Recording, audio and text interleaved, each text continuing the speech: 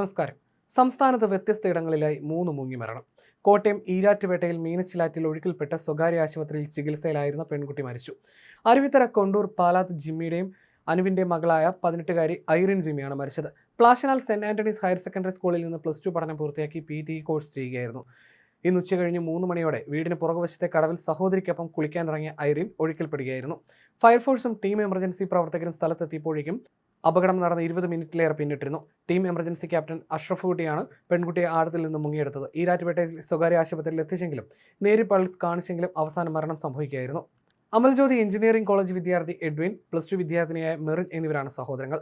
പാലക്കാട് കടമ്പഴിപ്പുറം അമൃതാലയത്തിൽ സന്തോഷ് കുമാറിന്റെ മകൾ ശിവാനിയാണ് മരിച്ച മറ്റൊരാൾ. കടമ്പഴിപ്പുറം ഹൈസ്കൂളിലെ 9ാം ക്ലാസ് വിദ്യാർത്ഥിനിയായിരുന്നു. ഇന്ന് വൈകിട്ട് 5:30-ഓടെ ശ്രീകണ്ഠേശ്വരം മണ്ടഴിക്കടവിലായിരുന്നു അപകടം. കുടുംബത്തോടൊപ്പം പുഴയിൽ കുളിക്കാനിറങ്ങിയപ്പോൾ കാൽ വഴുതി ഒഴുക്കിൽപ്പെടുകയായിരുന്നു. ഫയർഫോഴ്സും നാട്ടുകാരും ചേർന്ന് നടത്തിയ തിരച്ചിലിൽ ജീവനോടെയാണ് ശിവാനിയെ കണ്ടെത്തിയത്. പിന്നീട് ആശുപത്രിയിൽ എത്തിച്ചെങ്കിലും ജീവൻ രക്ഷിക്കാനായില്ല. കൊല്ലം കുളത്തുപുഴയിൽ കയത്തിൽ വീണ് ഫൈസൽ എന്ന യുവാവ് മരിച്ചതാണ് മറ്റൊരു അപകടം.